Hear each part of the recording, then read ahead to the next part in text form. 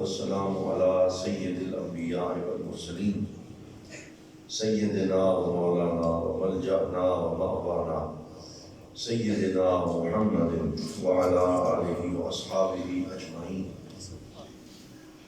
اما بعد فاعوذ باللہ من الشیطان الرجیم. بسم اللہ الرحمن الرحیم. قال اللہ تبارک و تعالی فی القرآن المجید والفرقان الحمید هو الذی یرسل الرياح بشرا بین یدی رحمتہ. سبحان صدق اللہ. اللہ مولانا العظیم وبلغنا رسولہ النبی الکریم سبحان اللہ. ونحن على ذلك من الشاہدین والشاکرین والحمد للہ رب العالمین. تمام احباب محبت سے، ادب سے، شوق سے بآواز بلند درود پاک پڑھیے. الصلاۃ والسلام علیک یا سیدی یا رسول اللہ. الصلاۃ والسلام علیک یا سیدی یا رسول اللہ.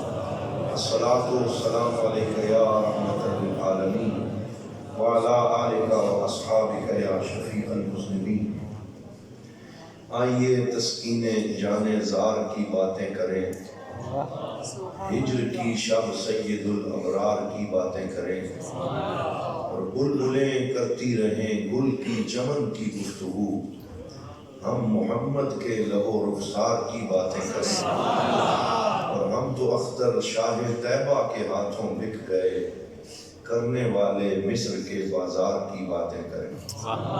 لائق کے ساتھ عزت و تکریم زینت مسند صدارت جگر گوشہ حضور استاذ الحفاظ حضرت علامہ مولانا محمد عبدالرحمن ضیاء صاحب زیدہ مجدو، پرنسپل دارالعلوم فاروقیہ نسبیہ شفعیہ لادن خان، اور جملہ برادران اسلام معزز علماء کرام، میں سب سے پہلے اس مسجد کی انتظامیہ کو اور محترم المقام میزبان محفل علامہ مولانا محمد سعید الرحمن سعیدی صاحب کو اس پروگرام کے انعقاد پر مبارکباد پیش کرتا ہوں، اور دعا گو ہوں کہ اللہ تعالیٰ اس کاوش کو اپنی بارگاہ میں شرف قبولیت عطا فرمائے، اور جتنے لوگ اپنا آرام چھوڑ کے حضور کی محفل میں بیٹھے، اللہ تعالیٰ سب کے دامن مراد کو حضور کی رحمت سے اور اپنے کرم سے بھر دے. مجھ سے پہلے محترم المقام علامہ صاحب نے فاروق صاحب کا نام، فاروق انجم صاحب، آپ کا نام میں بھول گیا، محمد کیسر سعید، کیسر سعیدی صاحب، بہت خوبصورت گفتگو فرمائی ہے، بڑے اچھے نکات بیان کیے ہیں، اور ایک جو سائنٹیفک اپروچ ہے اور پھر وقت کو دیکھنا اور اس میں سے جو نکات انہوں نے نکالے ہیں، یہ بہت خوبصورت دیکھنے کا انداز ہے اور بڑا پسند آیا. آپ یہ دیکھیں کہ ہم بھی اس وقت کو گزار رہے ہیں اور اذانیں بھی ہوتی ہیں، لیکن اس پہلو کی طرف کوئی سوچتا ہے کہ یہ جو کچھ بھی کائنات میں ہو رہا ہے اس کے پیچھے ذکر مصطفیٰ کی بہاریں ہیں، اور کائنات کا سارا نظام حضور صلی اللہ علیہ وسلم کی شان کا اظہار کر رہا ہے. مجھے علامہ اقبال نے فرمایا تھا کہ ہو نہ یہ پھول تو بلبل کا ترنم بھی نہ ہو، چمن دہر میں کلیوں کا تبسم بھی نہ ہو نہ یہ ساقی تو پھر میں بھی نہ ہو، خم بھی نہ ہو، بزم توحید بھی دنیا میں نہ ہو، تم بھی نہ ہو، خیمہ افلاک کا ایستادہ اسی نام سے ہے، نبض ہستی تپش آمادہ اسی نام سے ہے. کہا یہ جو نبض ہستی چل رہی ہے اس کے پیچھے حضور کے نام کی برکت ہے، اور اسی میں انہوں نے پھر جو آذان کی بات ہوئی ہے، تو آذان تو اصل میں آذان بلالی سے شروع ہوئی، اور یہ صحیح بخاری شریف کی حدیث پاک ہے کہ حضور نبی رحمت صلی اللہ علیہ وسلم نے صحابہ سے مشورہ کیا کہ نماز کی طرف کیسے بلایا جائے. مختلف صحابہ نے مشورے دیے، کسی نے کہا ناقوس بجایا جائے، کسی نے کہا دف بجا کے بلا لیں گے، کسی نے کہا اعلان کریں گے کہ نماز ہونے والی ہے آ جاؤ. طرح طرح کے مشورے دے رہے تھے کہ اتنے میں حضرت زید رضی اللہ تعالیٰ عنہ جو حضور کے پیارے غلام اور صحابی تھے وہ آ گئے اور عرض کیا یا رسول اللہ رات کو عجیب خواب دیکھا کہ میں سویا ہوا تھا اور خواب میں ایک فرشتہ آیا اور وہ فرشتہ یہ والے کلمات پڑھ رہا تھا کہ نماز کے لیے جب بلانا ہو تو یہ کلمات کہہ کے بلایا کرتا. اور وہ کلمات کیا نا، اللہ اکبر اللہ اکبر، یہ جو ہم اذان کہتے ہیں، اشہد ان لا الہ الا اللہ اشہد ان محمد رسول اللہ. یہ خواب حضور کو سنائی، ابھی خواب سنانا مکمل نہیں کیا تھا کہ دروازے سے حضرت عمر فاروق داخل ہوئے، اور جب سنا تو ان کی آنکھوں سے آنسو جاری ہو گئے. یا رسول اللہ، جو خواب حضرت زید نے دیکھا ہے بعین ہی وہی خواب آج رات میں نے بھی دیکھا. اللہ تعالیٰ نے آزان سکھائی اور پھر حضور نے اسے پسند فرمایا. پھر حضرت سیدنا بلال رضی اللہ تعالیٰ عنہ کو یہ آزان سکھائی گئی اور ان کا انتخاب کیا گیا. تو جب حضور صلی اللہ علیہ وسلم نے انہیں کہنا ہوتا تھا کہ آزان دو، تو یہ نہیں کہتے تھے کہ آزان دو. حضور فرماتے ارحنا یا بلال، ارحنا یا بلال، اے بلال محمد کو راحت پہنچا. یعنی آزان سے حضور کو راحت پہنچتی. آج ہمارے پاس بڑے انٹلیکچوئل آ گئے ہیں، وہ کہتے ہیں جی ایوان صدر سے ایک اذان ہونی چاہیے اور ہر مسجد میں اسپیکر لگا دو، ریڈیو سے اس کا کنیکشن کر دو، وہی ایک اذان پورے ملک میں گونجے اور سب کے لیے کافی ہے. یہ مولوی ہر وقت بانگیں ہی دیتے رہتے ہیں، یہ ہر وقت اذانیں ہی دیتے رہتے ہیں، ہمیں کوئی اور کام نہیں ہے، ہم نے بڑی ترقی کرنی ہے. انہیں کیا خبر کہ ہماری ہر ترقی اصل میں حضور کے قدموں میں حاضر ہونے سے ہے، ہماری ہر ترقی سرکار کا نام لینے سے ہے. انہیں کیا خبر، وہ ایک اذان دینا چاہتے ہیں.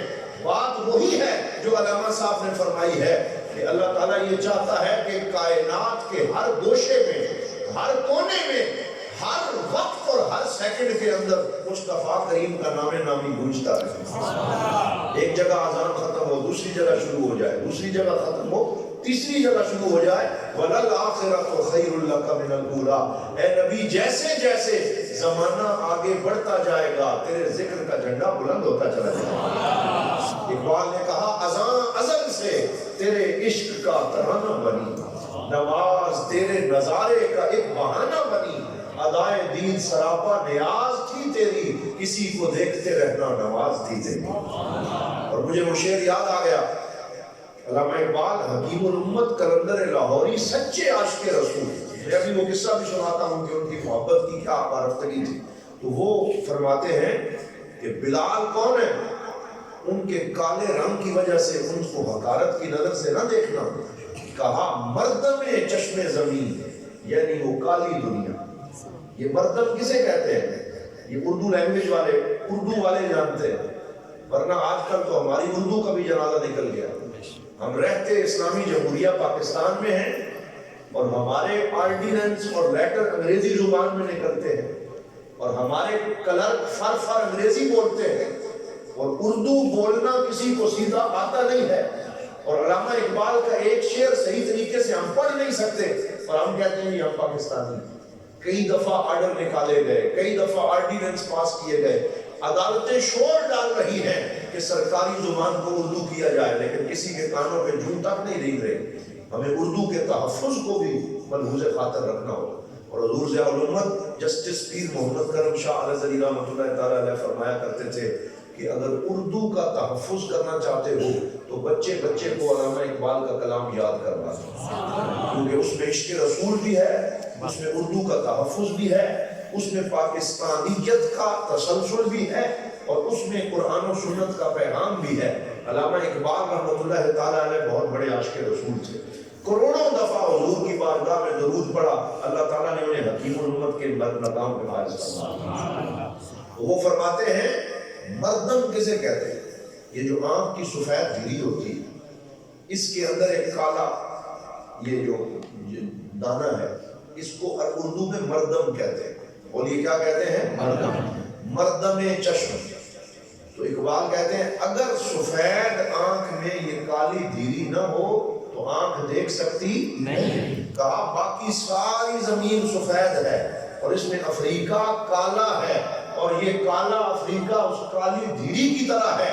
اگر یہ کالا افریقہ نہ ہوتا تو عشق کا بھرم قائم نہ ہوتا. کہا مردم چشم زمین، یعنی وہ کالی دنیا عشق والے جسے کہتے ہیں بلالی دنیا، تپش اندوز ہے اس نام سے پارے کی طرح، غوطہ زن نور میں ہے آنکھ کے تارے کی طرح۔ حضرت بلال نے اس اذان کو شروع کیا، پھر اس اذان کا سلسلہ آگے بڑھا۔ یہ تو میں نے ان کی گفتگو سے جو باتیں میرے ذہن میں آئی میں نے آپ کے سامنے عرض کر دی، اور ان سے پہلے سید صداقت عباس شاہ صاحب بہت خوبصورت کلام پڑھ رہے ہیں، اور انہوں نے قبلہ حافظ نذیر احمد سعیدی صاحب رحمۃ اللہ تعالیٰ علیہ کے حوالے سے یہ شعر پڑھا کہ ہمارے حافظ نذیر احمد ابھی ہے، زندہ ہے، فیض جاری۔ ممکن ہے کسی کے ذہن میں آئے کہ وہ کیسے زندہ ہے، وہ تو منو مٹی تلے چلے گئے اور ان کا جنازہ پڑھ دیا گیا اور ان کو کفن میں ڈال دیا گیا۔ تو جب وہ یہ کلام پڑھ رہے تھے تو حضور صلی اللہ علیہ وسلم کی ایک حدیث میرے ذہن میں چمک رہی تھی، میں نے کہا میں آپ کو ضرور سناؤں گا، اور حافظ نذیر احمد صاحب مرحوم ان کی روح کو ڈیڈیکیٹ کروں گا۔ صحیح بخاری شریف میں حدیث پاک ہے کہ قاری قرآن کو اللہ کیا شان عطا فرماتا ہے، سبحان اللہ۔ حافظ قرآن کا مرتبہ کیا ہے۔ سرکار کے ایک صحابی کسی سفر پہ گئے اور سفر کیا، مہینوں سفر پہ رہے، حضور کے غلام تھے، جب واپس آ رہے تھے ابھی مدینہ نہیں پہنچے تھے تو رات کا وقت ہو گیا۔ فَضَرَبَ خِبَاءَتَهُ عَلَى الْقَبْرِ وَهُوَ لَا يَحْسِبُ أَنَّهُ قَبْرٌ، کہ انہوں نے اپنا خیمہ ایک قبر کے اوپر لگا لیا لیکن انہیں پتہ نہ چلا کہ نیچے قبر ہے، زمین برابر ہو چکی تھی، پرانی قبر تھی، اوپر خیمہ لگا لیا اور عشاء کی نماز ادا کی اور اس خیمے میں سو گئے کہ صبح ہوگی میں اٹھ کے حضور کی بارگاہ میں حاضری دوں گا اور مدینہ جاؤں گا۔ جب آدھی رات کا وقت ہوا تو اس قبر کے اندر سے سورۃ الملک پڑھنے کی آواز آئی۔ یہ آدمی پڑھ رہا تھا تبارک الذی بیدہ الملک وہو علی کل شیء قدیر الذی خلق الموت والحیاۃ لیبلوکم ایکم احسن عملا وہو العزیز الغفور۔ وہ پوری سورہ ملک اس نے پڑھی تو اس نے کہا فظن انہ جان، اس نے سمجھا کوئی جن ہے، کوئی اور مخلوق ہے۔ وہ صحابی ڈر گئے، ان پہ کب کبھی طاری ہو گئی، روب میں آ گئے، ساری رات کانپتے رہے اور صبح اٹھ کے اندھیرے میں حضور صلی اللہ علیہ وسلم کی بارگاہ میں مدینہ میں حاضر ہوئے، فجر کی نماز ادا کی، حضور کے سامنے بیٹھ گئے، مل کے کہہ دو صلی اللہ علیہ وسلم، اور سرکار کے سامنے بیٹھ کے عرض کیا یا رسول اللہ رات کو یہ ماجرا پیش آیا، میں نے جہاں خیمہ لگایا نیچے زمین کے اندر سے سورہ ملک پڑھنے کی آواز آنے لگی۔ تو حضور صلی اللہ علیہ وسلم نے فرمایا وہ کوئی جن نہیں تھا، وہ کوئی اور مخلوق نہیں تھی، وہ میرا غلام تھا جس کی زندگی میں یہ عادت تھی کہ وہ سونے سے پہلے سورہ ملک پڑھ کے سوتا تھا۔ اللہ تعالیٰ نے اس کو یہ شان قبر میں بھی عطا فرمائی ہے، ہر روز قبر میں رات کے وقت وہ سورہ ملک پڑھتا ہے اور اپنی قبر میں بھی قرآن کی تلاوت کرتا ہے۔ پھر حضور نے 3 دفعہ فرمایا انہا منجیتن انہا ناجیتن انہا منجیہ، فرمایا یہ صرف اس غلام کے لیے نہیں ہے، قیامت تک آنے والا وہ حافظ قرآن جو قرآن کو پڑھے گا اور سونے سے پہلے سورہ ملک پڑھ کے سوئے گا، اللہ تعالیٰ اسے قبر کے عذاب سے محفوظ رکھے گا اور اس کی قبر جنت کے باغوں میں سے ایک باغ ہوگی۔ تو حافظ نذیر احمد صاحب رحمۃ اللہ تعالیٰ علیہ ساری زندگی قرآن کی ڈیوٹی کرتے رہے، اور جس مسجد میں ہم بیٹھے ہیں حضرت قبلہ حافظ شفیع صاحب رحمۃ اللہ تعالیٰ علیہ انہیں قرآن پڑھاتے رہے اور یہاں سے قرآن کا وہ فیض اور چشمہ جاری ہوا کہ جس کی وجہ سے یہ پورا علاقہ قرآن کے نور سے فیضیاب ہو گیا ہے، اور بچے نے یہاں سے قرآن سیکھا ہے، حفاظ تیار ہوئے ہیں۔ اور میں بڑی خوشی سے قبلہ حافظ عبد الرحمن صاحب کی موجودگی میں یہ کہتا ہوں کہ یہ وہ سعادت مند بیٹا ہے کہ جن کو عالم دین بننے کا شرف بھی ملا اور اپنے والد گرامی کی خدمت کا شرف بھی حاصل ہوا، اور ساری زندگی سیس نوا کے زندگی گزاری، اپنے والد کے سامنے سر نہ اٹھایا اور ان کے مشن کی خدمت کرتے رہے، اور اس سے پنڈ دادر خان کے اندر الحمدللہ قرآن کے نور کا وہ چشمہ جاری ہوا کہ اب 1 نہیں 2 نہیں بلکہ 50 مساجد ایسی ہیں جن میں حافظ نذیر صاحب کے شاگرد مصلی رسول پہ کھڑے ہو کے قرآن کی تلاوت کر رہے ہیں۔ یہ بہت بڑا شرف ہے، یہ بہت بڑی خدمت ہے، اسے عام خدمت نہ سمجھا جائے۔ مجھے یہاں پہ وہ بات بھی یاد آ گئی، میں وہ بھی عرض کر دیتا ہوں۔ وہ حضرت پھر اس کے بعد سرکار دو عالم کے میلاد پہ بھی آپ کو حدیث پاک سنانی ہے، لیکن یہ آج وہ گفتگو ہے کہ جو میرے دل میں آئی اور میں نے کہا اسے روکنا نہیں چاہیے، اسے پیش کر دینا چاہیے۔ وہ ہمارے بیروت سے ایک علامہ صاحب تشریف لائے تھے اور ان کا نام تھا سیدی شیخ اسامہ رفائی، اور مجھے ان کا ترجمان بننے کا شرف حاصل ہوا۔ پورا ہفتہ وہ یہاں رہے، جہاں وہ جاتے تقریر کرتے اور میں ان کا ترجمہ کرتا، اور اللہ کا فضل ہے حضور ضیاء الامت کی نگاہ کرم سے یہ سعادت مجھے میسر آتی ہے۔ ہم ان کے ساتھ ایگریکلچر یونیورسٹی میں گئے، نرسنگ اسپتال میں گئے، کسی میڈیکل کالج میں گئے، اور پھر دینی مدارس میں گئے، پھر وکلاء کے ساتھ انہوں نے خطاب کیا۔ میں حیران رہ جاتا کہ اگر وہ وکلاء کے سامنے جاتے تو وہ بات کرتے جو وکیلوں کے لیے، اور اگر نرسنگ سٹاف کے سامنے جاتے تو وہ بات کرتے جو نرسوں کے لیے ضروری، اگر زرعی کالج میں جاتے تو ایسی گفتگو کرتے جو زراعت پیشہ لوگوں کے لیے ضروری ہے۔ ایک دن وہ گاڑی میں بیٹھے، میں بھی بیٹھا، میں نے کہا جناب اس راز سے مجھے پردہ نہیں اٹھا کہ آپ جہاں جاتے ہیں ان لوگوں کے مطابق گفتگو آپ کی زبان پہ جاری ہو جاتی ہے، اور یہ کیسے آپ کو اللہ تعالیٰ نے سعادت عطا فرمائی ہے کہ آپ کو تیاری نہیں کرنی پڑتی، آپ جہاں جا کے بیٹھتے ہیں تو ان لوگوں کے حسب حال گفتگو فرماتے ہیں۔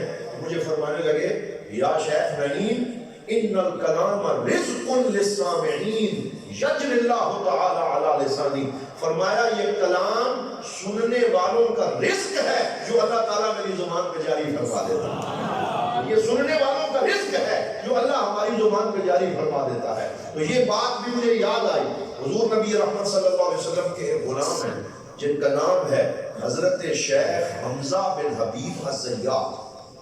بولیے کیا نام ہے؟ حضرت شیخ حمزہ بن حبیب الزیات۔ زیات کہتے ہیں تیل نکالنے والے، جسے تیلی بھی ہم کہتے ہیں۔ وہ ہمارے ہاں تو نسلوں کی بڑی تفریق ہو گئی اور ہم نے کمی کو اور تیلی کو اور ان کو پتہ نہیں کیا سمجھ لیا۔ یہ سارے پیشے عزت والے پیشے ہیں، جو اپنی محنت سے اور ہاتھ کی کمائی سے رزق کماتا ہے۔ سرکار نے فرمایا القاسم حبیب اللہ، اپنی محنت سے کمانے والا اللہ کا بھی یار ہے، اللہ کے محبوب کا بھی یار ہے، اور اس پہ خاص رحمت ہے۔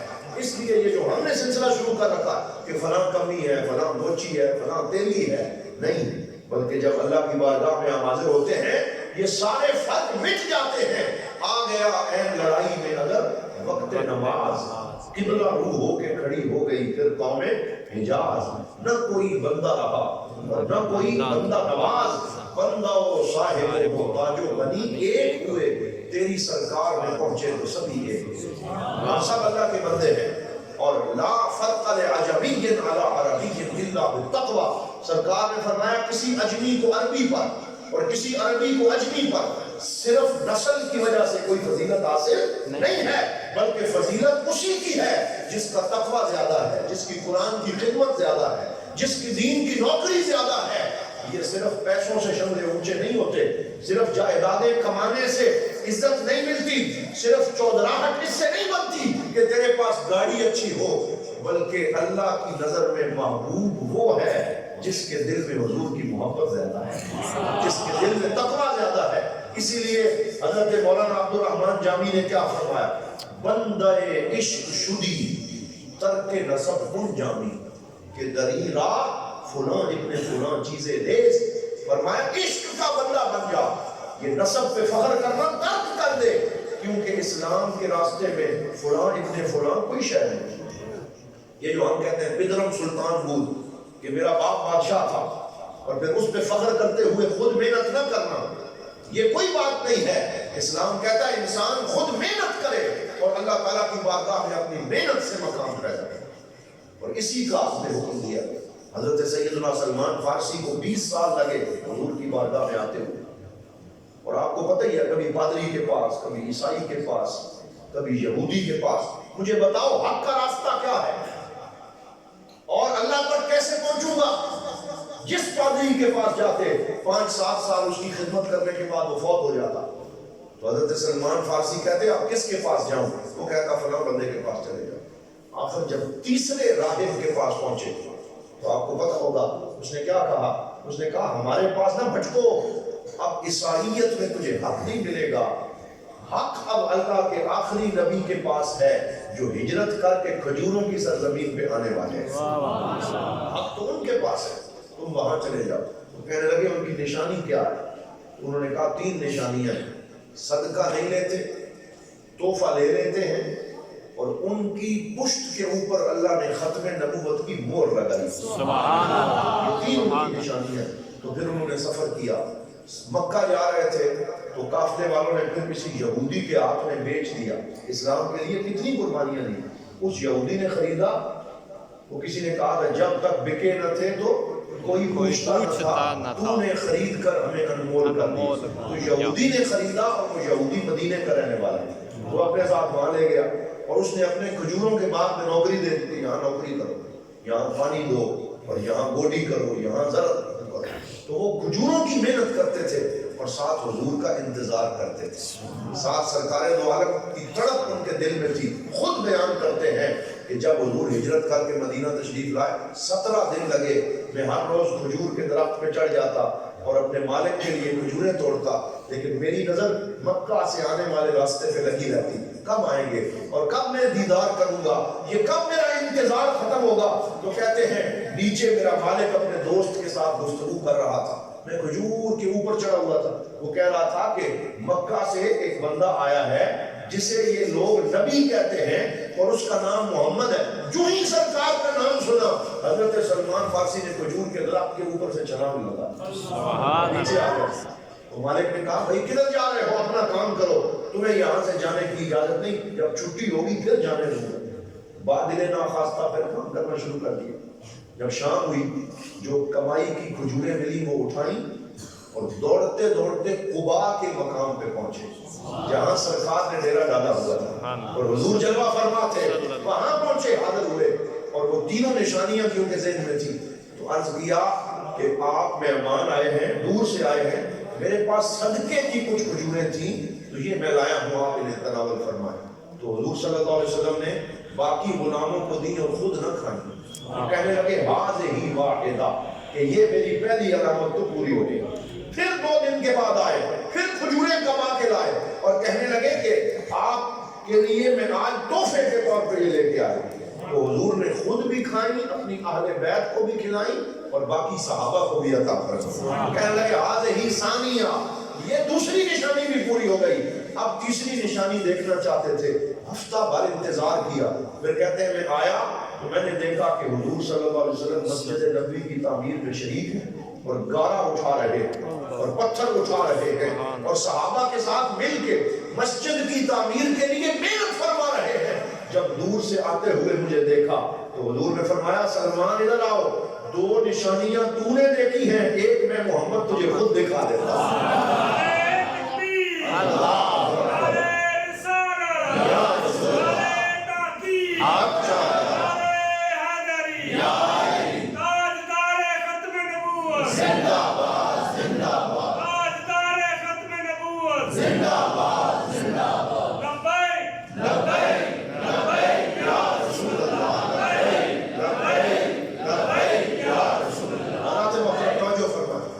تیسری میں خود دیکھا تھا, یعنی یہ حضور کا علم غیب ہے, یہ سرکار کی نگاہ نبوت ہے کہ تیسری نشانی انہیں بولنا نہیں پڑا. حضور نے فرمایا آؤ, تیرا انتظار بڑا لمبا ہو گیا, اب اور انتظار نہیں کرواتا. حضور نے اپنی قمیص مبارک اٹھائی اور فرمایا آؤ دیکھ لو. تو کہتے ہیں میں نے دیکھا کہ بالوں کا ایک گچھا حضور صلی اللہ علیہ وسلم کے دونوں کندھوں کے درمیان چمک رہا تھا, اور یہ ختم نبوت کی وہ مہر ہے جو اللہ تعالیٰ نے اپنے نبی پر لگا کے بھیجی. یہ جو بدبخت کہتے ہیں کہ ختم نبوت کا معنی جو ہے وہ یہ ہے کہ حضور جس پہ مہر لگا دے وہ بھی نبی بن جائے. یہ کہتے ہیں قادیانی کہتے ہیں, انہیں کیا خبر کہ حضور کسی اور پہ مہر لگانے نہیں آئے, بلکہ ختم نبوت کا معنی یہ ہے کہ نبوت کا دروازہ بند ہو گیا ہے اور نبوت کی مہر اللہ تعالیٰ نے اپنے نبی پہ لگا کے بھیجی ہے. اب سرکار کے بعد کوئی اور نبی آ سکتا نہیں ہے اور نبوت کا دروازہ اللہ رب العزت نے بند کر دیا. وہ ہمارے علامہ افتخار الحسن صاحب فیصلہ آبادی مینار پاکستان پہ گفتگو کرتے ہوئے حضور ضیاء الامت کی موجودگی میں انہوں نے یہ کہا. انہوں نے اپنے جو ہے وہ بٹوے سے 10 روپے کا نوٹ نکالا. اس دور میں 10 روپے کا نوٹ بڑی چیز ہوتا تھا. اور نکال کے کہنے لگے کہ یہ 10 روپے کا نوٹ ہے، اور پھر ایک خالی کاغذ نکالا جس میں کچھ بھی لکھا ہوا نہیں تھا، تو کہنے لگے کہ اگر میں اس کاغذ کو پھاڑ دوں تو آپ کو کوئی مسئلہ تو نہیں ہے، آپ پھاڑ دیں گے، میں بھی پھاڑ دوں گا، لیکن 10 روپے کا یا 100 روپے کا نوٹ ہم نہیں پھاڑیں گے۔ اسے کیوں نہیں پھاڑیں گے؟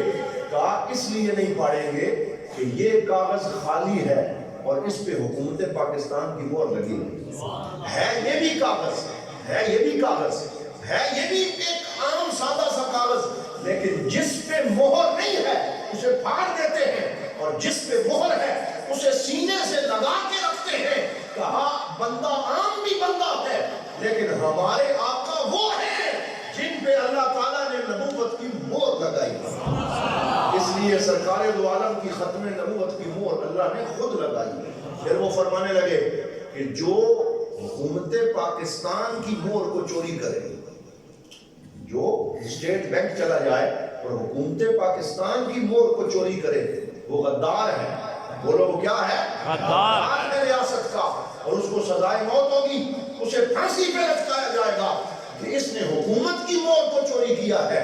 تو جو اللہ رب العزت کی ختم نبوت کی مہر چوری کرے اس کو غدار نہیں کہو گے، وہ ڈاکو نہیں ہے، وہ سرکار کی نبوت پہ حملہ کرنے والا نہیں ہے۔ اسی لیے ہمارے علماء نے قربانیاں دی ہیں، جیلیں کاٹی ہیں۔ حضور ضیاء الامت جو ہمارے استاد بھی ہیں، ہمارے شیخ بھی ہیں، آپ نے سرگودا کے اندر ڈسٹرکٹ جیل سرگودا میں 3 مہینے کی قید با مشقت کاٹی، اور آپ اس پہ فخر کرتے تھے۔ آپ کہتے تھے اگر اللہ تعالیٰ کی بارگاہ میں کوئی عمل پیش کرنا ہوا تو میں اپنی ڈسٹرکٹ جیل کے 3 مہینے کی قید کو پیش کروں گا کہ یا اللہ تیرے نبی کی ختم نبوت کی خاطر جیل میں چکی پیسی، اور جیل میں جو وان تھا اس کو بچتے رہے اور محنت کرتے رہے، اور وہاں پہ قید با مشقت کے دوران مصطفیٰ کریم پہ درود بھی پڑھتے رہے، قرآن کی تفسیر بھی لکھتے رہے۔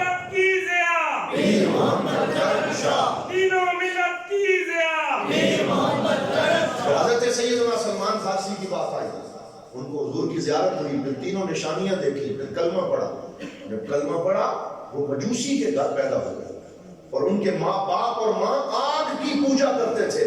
سرکار نے یہ تو نہیں کہا کہ بھائی تو ابو بکر کے کندھے کے ساتھ کندھا ملا کے کھڑا نہیں ہو سکتا، تو عمر کے شانہ بشانہ نہیں چل سکتا، تو عبد الرحمن بن عوف کے ساتھ نہیں بیٹھ سکتا کیونکہ تو مجوسی کے گھر میں پیدا ہوا۔ نہیں، حضور نے کیا فرمایا؟ سرکار نے حضرت سلمان فارسی کا بازو پکڑا اور فضا میں بند کیا، فرمایا سلمان منا اہل البیت، اے لوگوں سلمان مجھ محمد کی اہل بیت میں سے ہے۔ اسلام سارے فرق مٹا دیتا ہے، اسلام رنگ و نسل کے فرق ختم کر دیتا ہے۔ جو اسلام لے آتا ہے اللہ تعالیٰ اس کی پہلی ساری زندگی کا خاتمہ فرما کے اسے نئی زندگی عطا فرما دیتا ہے، یہ سارے فرق اسلام مٹا دیتا ہے۔ حضرت سیدنا عمر بن عاص، انہوں نے جب اسلام قبول کیا، یہ پہلے مشرکوں کے بڑے سردار تھے، مسجد نبوی میں حاضر ہوئے اور حاضر ہو کے یا رسول اللہ میں کلمہ تو پڑھتا ہوں لیکن میری ایک شرط ہے، میری ایک شرط ہے۔ حضور نے فرمایا تمہاری کیا شرط ہے؟ میری شرط یہ ہے کہ میں نے بڑے پاپ کیے ہیں، میں نے اسلام کے خلاف بڑی جنگیں لڑی ہیں، میں نے بہت سے مسلمانوں کا خون بہایا ہے، تو میری پہلی زندگی کا کیا ہوگا؟ آپ مجھے کوئی گارنٹی دیں تو پھر میں کلمہ پڑھوں گا۔ تو حضور نے فرمایا الاسلام یجب ما کان قبلہ، اور ایک روایت میں ہے الاسلام یہدم ما کان قبلہ۔ اے عمر بن عاص، اگر میرا کلمہ پڑھنا ہے اور میرے ہاتھوں میں ہاتھ دینا ہے پھر پریشان ہونے کی ضرورت نہیں ہے۔ جب تو کلمہ پڑھے گا اسلام تیری پہلی ساری زندگی کو زمین بوس کر کے اسلام اپنی نئی عمارت کو قائم کرے گا، اسلام اپنی شان و شوکت سے آئے گا، پھر پچھلی زندگی پہ پشیمان ہونے کی ضرورت نہیں۔ اپنے آپ سنیوں کو یہاں روک کے آپ سے ایک سوال کرتا ہوں کہ حضور حضرت ابو سفیان کا اسلام بھی قبول فرمائے، حضرت خالد بن ولید کا اسلام بھی قبول فرمائے، حضرت عمر بن عاص کا اسلام بھی قبول فرمائے، حتیٰ کہ اس وحشی کا اسلام بھی قبول فرمائے جس نے سیدنا امیر حمزہ کو نیزہ مارا تھا، سرکار نے اس کا اسلام قبول فرمایا۔ جب حضور اسلام قبول فرمائے تو آج 15ویں صدی کے کس بندے کی جرت ہے کہ ان کے اسلام پہ اعتراض کرے؟ اللہ بولو، اگر کوئی ان کے اسلام پہ اعتراض کرے اگر کوئی ان کے بارے میں غلط لفظ کہے، اگر کوئی اپنے جلسوں کے سٹیج پہ بیٹھ کے ان پہ پھپتیاں کسے اور ان پہ جملے بولے اور انہیں تان و تشنیع کا نشانہ بنائے، ہم اسے کہیں گے تو محمد عربی صلی اللہ علیہ وسلم سے بڑا ہو گیا، تجھے کیا ہو گیا؟ اس لیے ہمارا عقیدہ ڈنکے کی چوٹ پہ یہ ہے کہ جن کا اسلام ہمارے پاک نبی نے قبول فرما لیا، ہم ان کے بارے میں زبان نہیں کھولیں گے، بلکہ انہیں صحابی رسول سمجھتے ہوئے احترام میں اپنا سر جھکا دیں گے۔ صحابی نبی جنتی جنتی ہر صحابی نبی جنتی جنتی ہر صحابی نبی جنتی، یہ ہمارا عقیدہ، بے شک۔ بولو یہ ہمارا عقیدہ، اور اس پہ کوئی کمپرومائز نہ کرنا۔ آج کل بڑی ہوائیں چلی ہوئی، لیکن اس میں بھی کوئی شک نہیں ہے کہ ہم احترام تو سب کا کرتے ہیں، لیکن ہماری محبت مولا علی کے ساتھ۔ بے شک۔ بولو ہماری محبت مولا علی سب سے پیار ہے، لیکن جتنا پیار مولا علی سے ہے وہ اس لیے ہے کیونکہ سرکار نے فرمایا تھا علی کے چہرے کو تکنا بھی عبادت ہے، علی کا ذکر بھی عبادت ہے، اور علی کا ذکر مومن اور منافق کے درمیان پہچان ہے۔ اس لیے ہم اہل بیت اطہار کے بھی غلام ہیں، لیکن تمام صحابہ کرام کا ذکر احترام سے کرتے ہیں، ان سے محبت رکھتے ہیں، اور کسی کے بارے میں اپنے دل میں میل رکھتے نہیں۔ اب یہ عقیدے کی بات ہے۔ یہاں میں ایک اور جملہ بھی کہہ رہا، بعض لوگ کہتے ہیں نہیں جی اسی بڑے صحابہ دے بارے سے کچھ نہیں آکھدے، لیکن وہ جڑے بعد وچ مسلمان ہوئے، اللہ، وہ جڑے بعد وچ مسلمان اپنے لیے جواز پیدا کرتے ہیں۔ ہمارے علامہ فیض الحسن صاحب آلو محاروی رحمۃ اللہ تعالیٰ علیہ بڑا پیارا جملہ کہا کرتے تھے، وہ کہتے تھے مجھے یہ بتاؤ، یہ جملہ سمجھ لینا نوجوانوں تمہارا عقیدہ بچ جائے گا۔ وہ کہتے تھے کہ فوجیں جو ہوتی ہیں، کبھی کسی نے اسلام آباد میں بھی فوج دیکھی ہے، یعنی حفاظت کرنے والی، کبھی لاہور میں دیکھی ہے، کبھی آپ نے کلر کار میں دیکھی، کبھی آپ نے پنڈت اعظم خان میں دیکھی۔ فوجیں بارڈر پہ نظر آتی ہیں، بے شک۔ وہ لوگ کہاں پہ نظر آتی ہیں؟ بارڈر، کیونکہ بارڈر کی طرف سے دشمن کے حملے کا خطرہ ہوتا ہے۔